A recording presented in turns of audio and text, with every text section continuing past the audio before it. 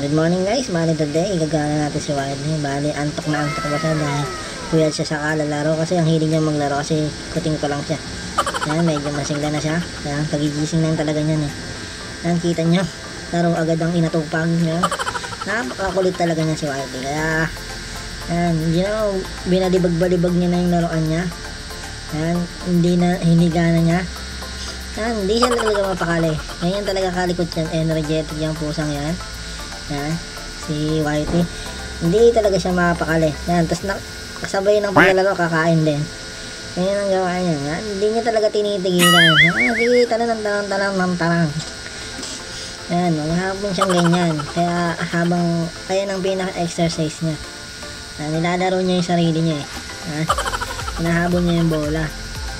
Ganyan siya kalikse guys. Excited na rin kasi yan, ilalabas natin siya ngayon. Dadali natin siya dun sa nagbigay sa kanya, sa amin. Ibibisita natin siya doon para makita niya yung mga kalaro niya dyan. Ayan. Paborito niya yung bolang yan sa akin na roon na ginawa ko sa kanya. Ayan, halos masira na nga yan dahil sa kabubugbog niya.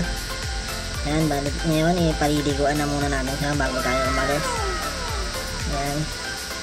Hindi nilalambing ko pa. Malambing naman siya pag hinahawakan. Yan. Hindi naman siya makulit. Yan. Sanay naman siya maligo guys. Kaya tara, maliliguan na natin siya ulit. Araw-araw yung pinaliliguan para lagi siyang mabango. Sanay naman siyang liguan eh. Medyo makulit nga lang kasi kala niya nakikipaglaro ko pa rin ako sa kanya. Yan. Medyo nalaalamigan pa ng konti. Kaya medyo napapatayo-tayo siya. Yan guys, nililinis natin siya mabuti, pati yung mga muta-muta niya, saka yung tenga niya nililinis ko lagi kasi na mabuti, pati yung buntot niya may parang sugat kasi nga medyo napabayaan yan eh. Ganyan talaga yung buntot niya eh. May parang sugat siya doon sa buntot, saka yung medyo madungis talaga siya yung napunta sa amin. Yan, binigay lang din kasi yan nung nagbigay sa amin, binigay lang sa kanya din, binigay sa amin. Yan, bali nililinis na namin siya mabuti. Kaya tutuyo ko na siya para hindi siya masyadong basang-basa kasi giginawin yan pagka hindi siya pinupunasan. Yan, tingnan nyo, inaano ko yung buntot niya kasi meron pang mga parang yung langib ng parang sugat. Binoblower ko na siya. Medyo naiingayan siya dyan sa blower kaya medyo nagugulat-gulat siya eh. Pero sanay na naman siya kaya madali na siyang paliguan. Yan. Kung makikita nyo. Yan. Yan. Sanay na rin naman siya kaya hindi na mahirap siyang paliguan. Kasi ano naman eh, yung halos araw-araw na siya naliligo eh. Yan. Siyempre lagi natin lilinisin yung tenga niya. Papatakan natin ng eardrops. Yan, na pang pusa talaga yan yung eardrops na yan. Yan. Para matunaw yung mga earwax niya. Kasi may mga para siyang earwax dun sa tenga niya na matitigas kaya kailangan nating eardrops. Yan. Tapos kino-cotton buds ko rin para makuha ko yung mga dumi ng tenga niya.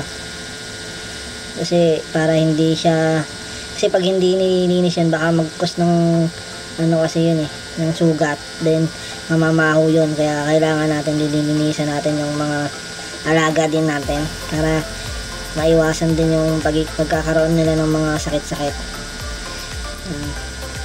Yan, araw-araw ko yan nililinis. Pero ngayon medyo konti na yung dumi niya sa tenga kasi madalas na nililinis. Yan, kung nakikita nyo guys. Yan. Talagang alagang-alaga namin yan. Para na lang namin anak yan si Whitey. Yan. Yan, maluho na nga rin yan guys. Pero masaya kami kasi dumating sa amin yan si Whitey. Yan. Bali yan yung kapalit ni Princess. Si Princess kasi may aso kami si Princess. Yung nag-pass away na. Sa sobrang tanda. Ayan na yung kapalit. Yan. Pusa na yung kapalit. Ayan. Lalagay na natin sa doon para matuyo. Okay. I-ready na natin yung mga gamit ni Whitey para sa paggala. Ayan. Kumakain muna siya bago kami aalis. Pero i-ready ko na rin yung mga gamit niya. Pati pagkain. Nababaunin niya. Ayan. Ito yung travel niya. Yung kainan niya.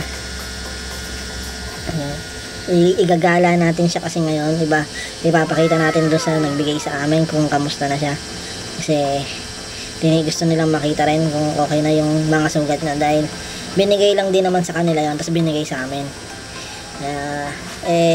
Syempre kami okay naman sa amin kasi meron naman sila mga alaga pa rin doon, kaya hindi kaya sa amin na siya binigay.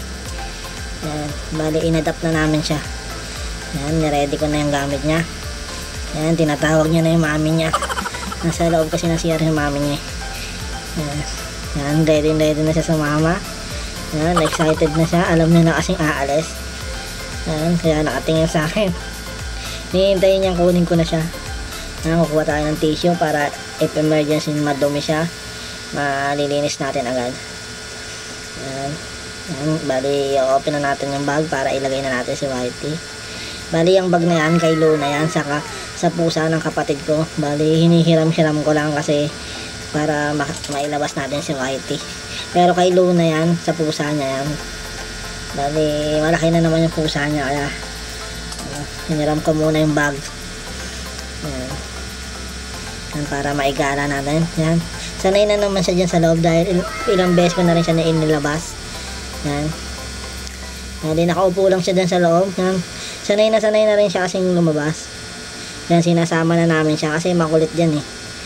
Para na naming ano yan eh. Yan, ganyan lang siya sa loob ng sasakay na kami sa, aghihintay kami ng tricycle para, yan, nakasakay na kami ng tricycle.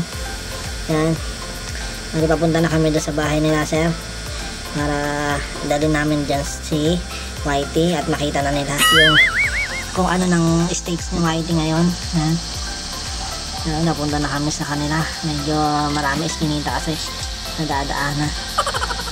Yan, tingnan mo, ano lang siya yan, yung nakatahimik lang dyan si Whitey sa bag kasi hindi naman yan makulit kasi alam niya na tinitignan niya lang yung mga lugar.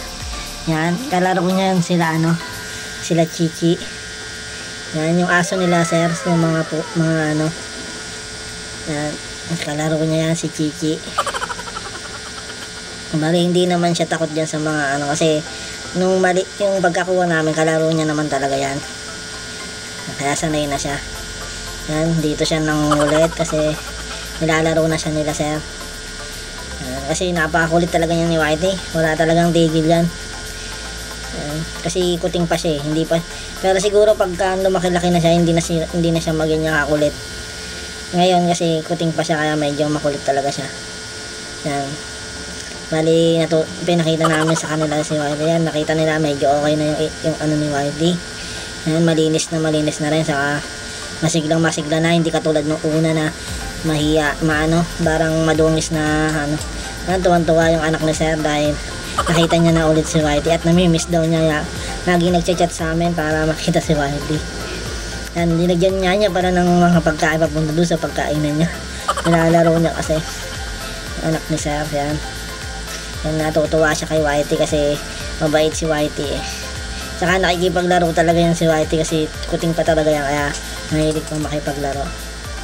Yan, kalaro ng anak ni sir, ni Tenten, si Whitey. Yan, nakakatuwa kasi nakikipag-anuhan talaga si Whitey, nakikipagkulitan. Yan, bali yan, pauwi na kami. Yan, inaayos ko na siya. Yan, nung nakauwi na kami, yan, pagod na pagod, tulog na tulog. Kaya sa susunod ulit, salamat sa pagsama sa amin. Okay guys.